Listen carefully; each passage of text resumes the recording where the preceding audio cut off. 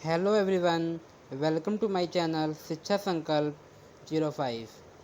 जो लोग हमारे चैनल पे नए हैं, चैनल को सब्सक्राइब करें, वीडियो को लाइक, शेयर और कमेंट करें। आज हम एनसीईआरटी क्लास 6 का अध्याय 5 का अध्ययन करेंगे। अध्ययन का नाम है पृथ्वी के प्रमुख परिमंडल। अब हम इस अध्ययन को प्रारंभ करते हैं। जैसा कि आप पहले अध्याय में पढ़ चुके हैं कि पृथ्वी एकमात्र ऐसा ग्रह है जहाँ जीवन है।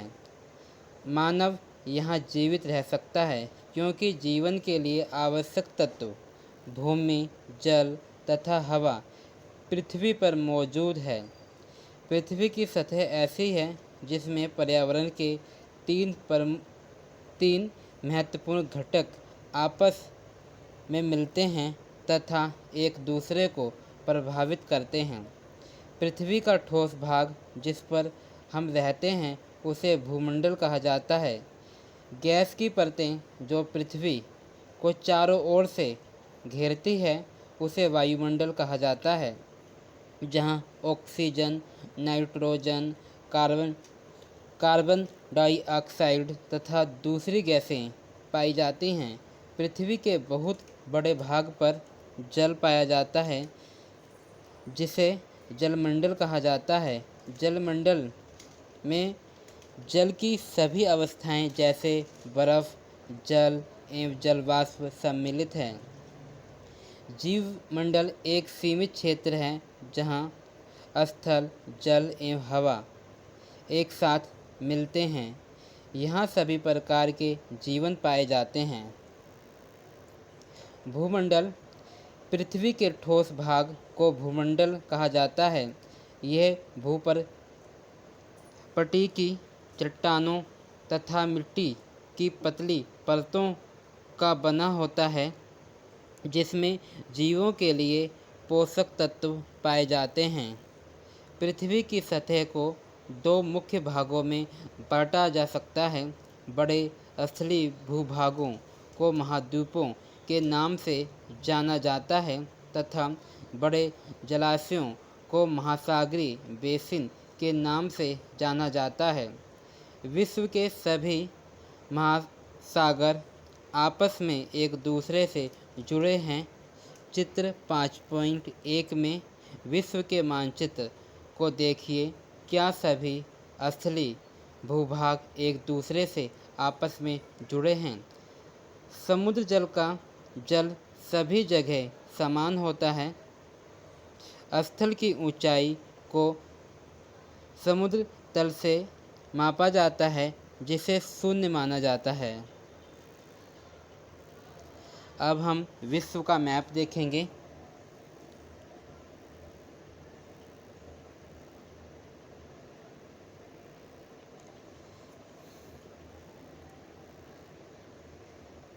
इस पे सबसे पहले हम महाद्वीप देख लेते हैं।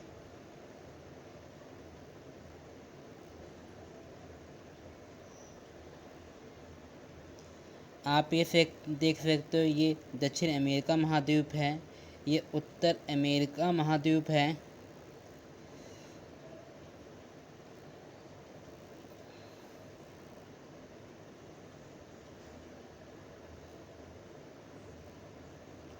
ये अफ्रीका है और यह यूरोप है।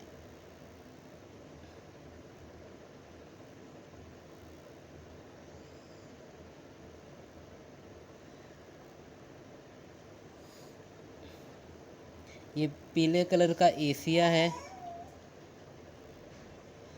और यह ऑस्ट्रेलिया है।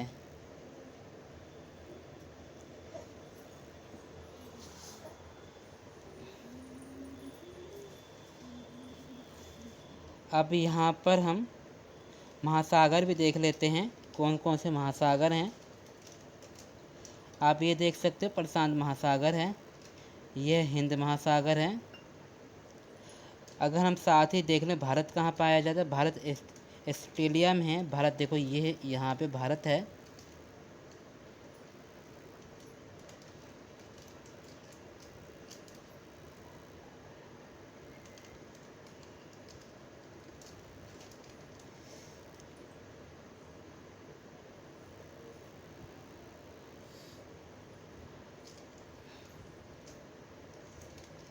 यहाँ पे देखो ये प्रशांत महासागर, ये इन दोनों मैपों को हम जोड़ देंगे तो प्रशांत महासागर ये दोनों जुड़ जाएंगे। यहाँ पे अटलांटिक महासागर है।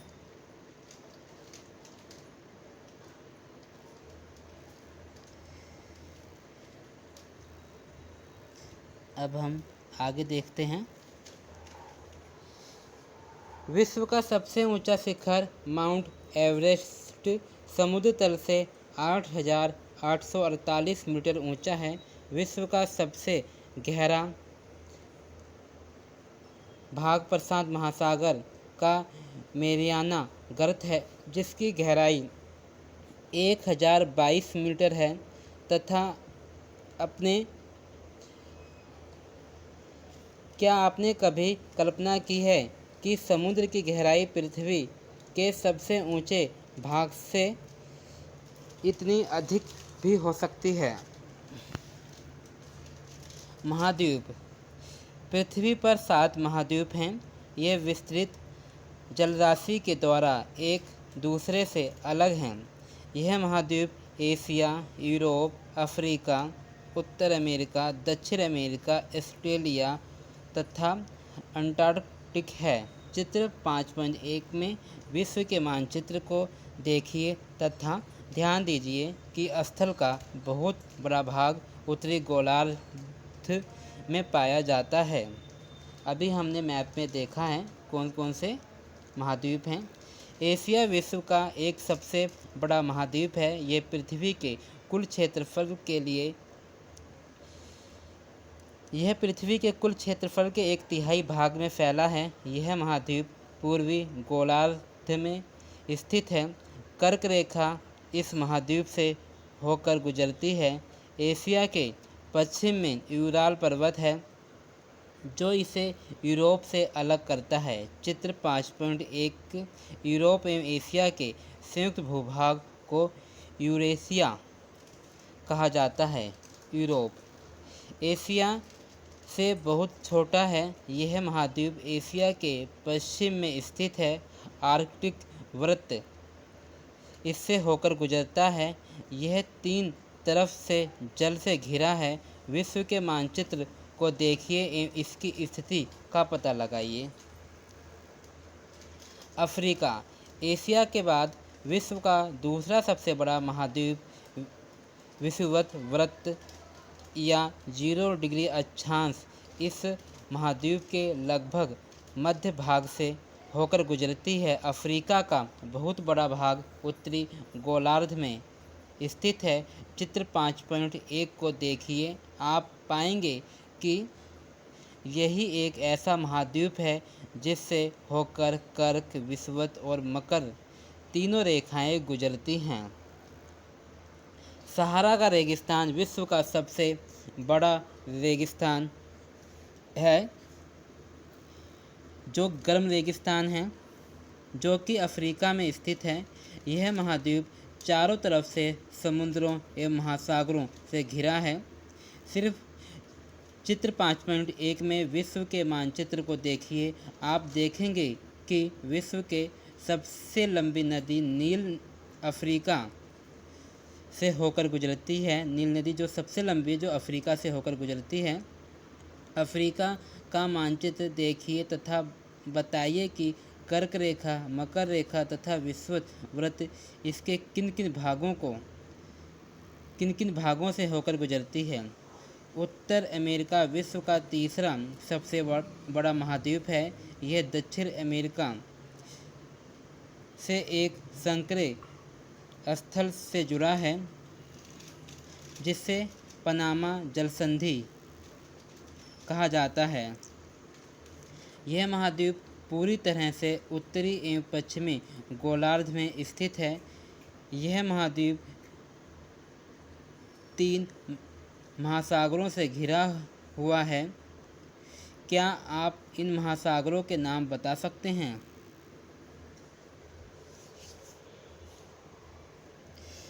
दक्षिण अमेरिका का अधिकांश भाग दक्षिणी गोलार्ध में स्थित है। इसके पूर्व एवं पश्चिम में कौन से 2 महासागर स्थित हैं? विश्व की सबसे लंबी पर्वत श्रृंखला एंडीज इसके उत्तर से दक्षिण की ओर फैली है। दक्षिण अमेरिका में विश्व की सबसे बड़ी नदी अमेजन बहती है।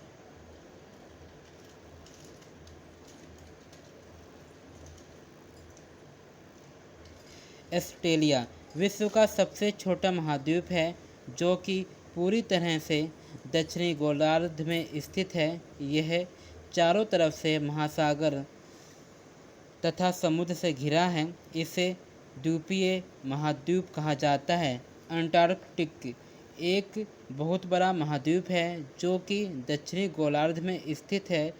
दक्षिण ध्रुव इस महाद्वीप के मध्य में स्थित है।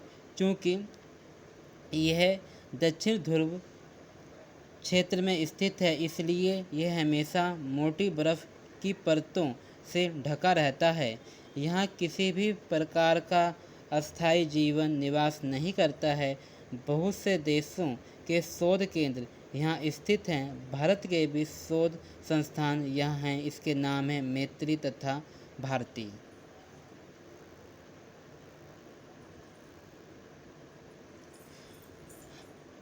हम इस चित्र में देख सकते हैं, एक ऊपर उत्तर अमेरिका, नीचे दक्षिण अमेरिका दिखाया गया है।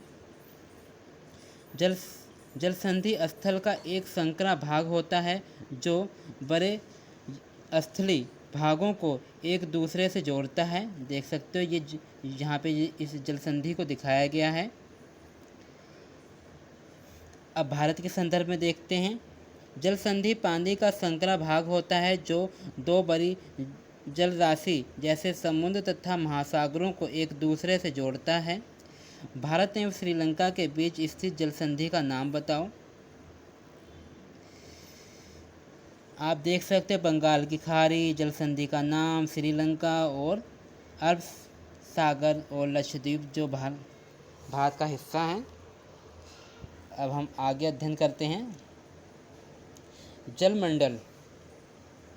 पृथ्वी को नीला ग्रह कहा जाता है। पृथ्वी का 71% भाग जल तथा 29% भाग स्थल है।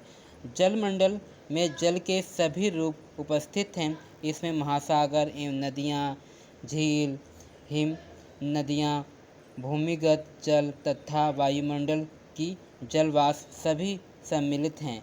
पृथ्वी पर पाए जाने वाले जल का 97% से अधिक भाग महासागरों में पाया जाता है एवं वह इतना अधिक खारा होता है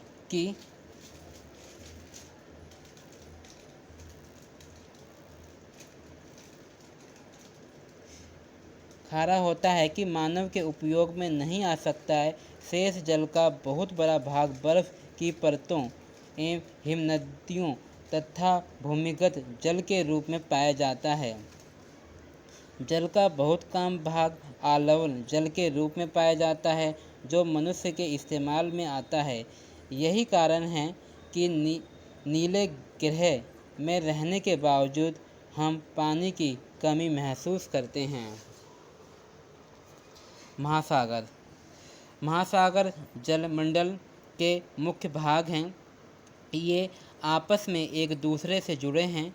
महासागरीय जल हमेशा गतिशील रहता है। तरंगें, ज्वार भाटा तथा महासागरीय धाराएं।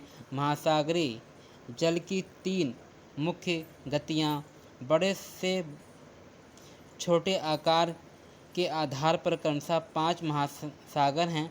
प्रशांत महासागर, अटलांटिक महासागर, हिंद महासागर, दक्षिणी महासागर तथा आर्कटिक महासागर। ये सभी महासागरों के नाम हैं यहाँ पे। अब देखते हैं। प्रशांत महासागर सबसे बड़ा महासागर है। ये पृथ्वी के 1/3 भाग पर फैला है। पृथ्वी का सबसे गहरा भाग मेरियाना गर्त प्रशांत महासागर में स्थित है। प्रशांत महासागर लगभग वृत्ताकार है। एशिया, ऑस्ट्रेलिया, उत्तर एवं दक्षिण अमेरिका इनके चारों ओर स्थित है। चित्र 5.1 को देखिए तथा प्रशांत महासागर के चारों ओर इन महाद्वीपों की स्थिति का पता लगाइए, जो हम चित्र में देख चुके हैं इससे पहले। अटलांटिक महासागर विश्व का दूसरा सबसे बड़ा महासागर है। ये अंग्रेजी भाषा के एस अक्षर के आकार का है। इसके पश्चिम किनारे पर उत्तर एवं दक्षिण अमेरिका है तथा पूर्वी किनारे पर यूरोप एवं अफ्रीका। अटलांटिक महासागर की तटरेखा बहुत अधिक दंतुरित है। यह अनियमित एवं दंतुरित तट रेखा प्राकृतिक पोटाश्रयों एवं पतनों के लिए आदर्श स्थिति है। व्यापार की दृष्टि से यह सबसे व्यस्त महासागर है। हिंद महासागर की एक ऐसी महासागर है जिसका नाम किसी देश के नाम पर यानी भारत के नाम पर रखा गया है। यह महासागर लगभग त्रिभुजाकार है। इसके उत्तर में एशिया, पश्चिम में अफ्रीका एवं पूर्व में ऑस्ट्रेलिया है। दक्षिणी महासागर अंटार्कटिका महाद्वीप की चारों ओर से घेरता है। यह अंटार्कटिका महाद्वीप के उत्तर की ओर 60 डिग्री दक्षिणी अक्षांश तक फैला हुआ है। आर्कटिक महासागर उत्तर ध्रुव वृत्त में स्थित है तथा यह उत्तर ध्रुव के चारों ओर फैला है। यह प्रशांत महासागर से छिछले जल वाले एक संकरे भाग से जुड़ा है जिसे बेसिन जल संधि के नाम से जाना जाता है। यह उत्तर अमेरिका के उत्तरी तटों तथा यूरेशिया से घिरा है।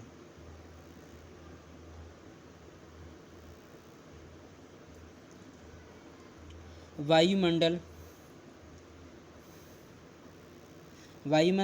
अब हम वायुमंडल का अध्ययन करेंगे। हम इस चित्र के माध्यम से समझ सकते हैं जो अगर हम पृथ्वी के धरातल से देखें क्षोभ मंडल तक क्या कहते हैं, सभी वर्षा, आंधी, तूफान होते हैं। समताप मंडल में क्या कहते हैं, ये हवाई जहाज उड़ाने के लिए सबसे अच्छा स्पेस माना जाता है। फिर मध्यम मंडल, आयरन मंडल और बहिर्मंडल। अब हम इसका अध्ययन करते हैं। वायुमंडल हमारी पृथ्वी चारों ओर से गैस की एक परत से घिरी हुई है जिसे वायुमंडल कहा जाता है। वायु की यह पतली परत इस ग्रह का महत्वपूर्ण एवं अटूट भाग है। यह हमें ऐसी वायु प्रदान करती है जिससे हम लोग सांस लेते हैं। यह वायुमंडल हम लोगों को सूर्य की कुछ हानिकारक किरणों से बचाता है। वायुमंडल 1600 किलोमीटर की ऊंचाई तक फैला है। वायुमंडल को उसके घटकों, तापमान एवं अन्य के आधार पर 5 परतों में बांटा गया है, जो हम चित्र के माध्यम से देख सकते हैं। क्षोभ मंडल, समताप मंडल, आयन मंडल और बहिर्मंडल।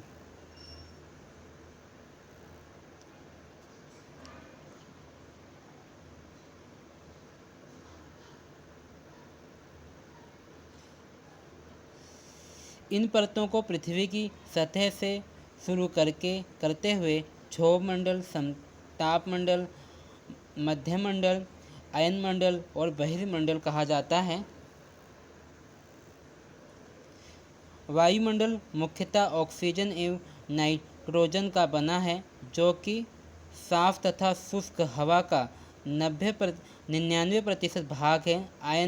आयतन के अनुसार नाइट्रोजन 78%, ऑक्सीजन 21% तथा दूसरी गैस जैसे कार्बन डाइऑक्साइड, ऑर्गन इत्यादि की मात्रा 1% है। ऑक्सीजन सांस लेने के लिए आवश्यक है, जबकि नाइट्रोजन प्राणियों की वृद्धि के लिए आवश्यक है। कार्बन डाइऑक्साइड यद्यपि बहुत कम मात्रा में है, लेकिन ये पृथ्वी के द्वारा छोड़ी गई ऊष्मा को अवशोषित करती है, जिससे पृथ्वी गर्म रहती है। यह पौधों की वृद्धि के लिए भी आवश्यक है। ऊंचाई के साथ वायुमंडल के घनत्व में भिन्नता आती है। यह घनत्व समुद्री तल पर सबसे अधिक होता है तथा जैसे जैसे हम ऊपर की ओर जाते हैं ये तेज़ी के साथ घटता जाता है। आप जानते हैं कि पहाड़ियों या पर्वतारोहियों को हवा के घनत्व में कमी होने के कारण सांस लेने में कठिनाई होती है। ऊंचाई पर सांस लेने के लिए उन्हें अपने साथ ऑक्सीजन सिलेंडर लेकर जाना पड़ता है। जैसे जैसे हम ऊपर की ओर जाते हैं तापमान भी घटता जाता है। वायुमंडल पृथ्वी पर दबाव डालता है। यह एक स्थान से दूसरे स्थान पर अलग अलग होता है। कुछ क्षेत्रों में हमें अधिक दाब महसूस होता है जबकि कुछ क्षेत्रों में कम। वायु उच्च दाब से निम्न दाब की ओर बहती है। गतिशील वायु को पवन कहा जाता है। जीवमंडल देखो हम एक चित्र में समझ सकते हैंगे। 14 जैव मंडल का है जहाँ पे जल के अंदर भी कुछ जीव हैं, कुछ स्थल पर भी जीव हैं और देखो आकाश में भी कुछ जीव उड़ते हुए और स्थल मंडल में पहाड़ वगैरह दिखाए गए हैं। अब हम जीव मंडल के बारे में पढ़ते हैं। जो हम इस चित्र में जीव मंडल को देख चुके हैंगे। ये जीव मंडल का चित्र है। अब हम इसका अध्ययन करते हैं। जीव मंडल स्थल जल तथा हवा के बीच का एक सीमित भाग है। यह वह भाग है जहाँ जीवन मौजूद है, जहाँ जीवों के बहुत सी प्रजातियाँ हैं जो कि सूक्ष्म जीवों तथा बैक्टीरिया से लेकर बड़े स्तनधारी के आकार में पाए जाते हैं। मनुष्य सहित सभी प्राणी जीवित रहने के लिए एक दूसरे से तथा जीव मंडल से जुड़े हैं। जीव मंडल के प्रणालियों की मुख्यतः दो भागों जंतु जगत एवं पादप जगत में विभाजित किया जा सकता है। पृथ्वी के ये तीनों परिमंडल आपस में पारस्परिक क्रिया करते हैं तथा एक दूसरे को किसी न किसी रूप में प्रभावित करते हैं। उदाहरण के लिए लकड़ी तथा खेती के लिए वनों को काटा जाए तो इससे ढलुआ भाग में मिट्टी का कटाव तेजी से होने लगता है। इसी प्रकार प्राकृतिक आपदाएं जैसे भूकंप से पृथ्वी की सतह में परिवर्तन हो जाता है। हाल ही में सुनामी के कारण अंडमान एवं निकोबार द्वीप समूह का कुछ भाग पानी में डूब गया। झीलों तथा नदियों में प्रदूषित पदार्थों के प्रभावित होने से उनका जल मानव के इस्तेमाल के लायक नहीं रहता। ये जल दूसरे जीवों को भी नुकसान पहुंचाता है। उद्योग, तापीय विद्युत संयंत्रों तथा गाड़ियों का उत्सर्जी पदार्थ वायु को प्रदूषित करता है। कार्बन डाइऑक्साइड वायु का एक महत्वपूर्ण घटक है, लेकिन कार्बन डाइऑक्साइड की मात्रा में वृद्धि के कारण पृथ्वी के तापमान में वृद्धि हो रही है। इसे भूमंडलीय ताप कहा जाता है। इसलिए भूमंडल, वायुमंडल तथा जलमंडल के बीच के प्राकृतिक संतुलन को बनाए रखने के लिए पृथ्वी के संसाधनों के सीमित उपयोग की आवश्यकता है। अब हम कुछ प्रश्न देखते हैं अभ्यास के लिए हैं, जो आप सभी लोग कमेंट बॉक्स में इसका आंसर देना।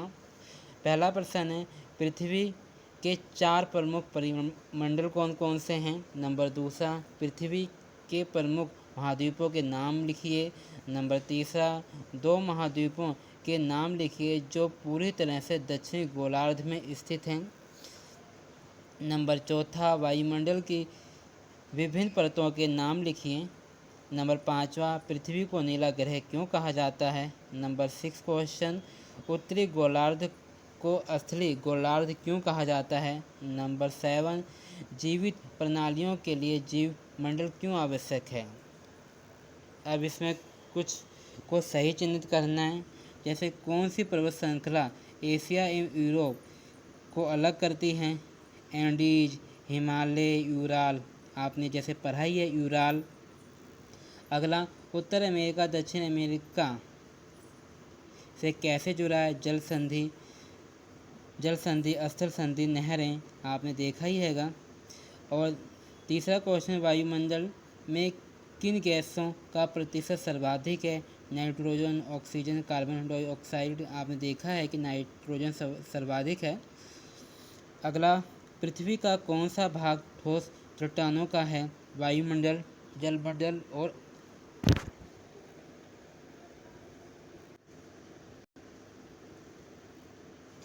पांचवा, सबसे बड़ा महाद्वीप कौन सा? Africa, Asia, Australia. आपने देखा ही ऑस्ट्रेलिया है। अब कुछ खाली स्थान भरने के लिए है। नंबर पहला, पृथ्वी का सबसे गहरा भाग डैश डैश डैश प्रशांत महासागर में स्थित है। दूसरा, डैश डैश डैश महासागर का नाम एक देश के नाम पर रखा गया है। आपको बताना है उस महासागर का नाम क्या है।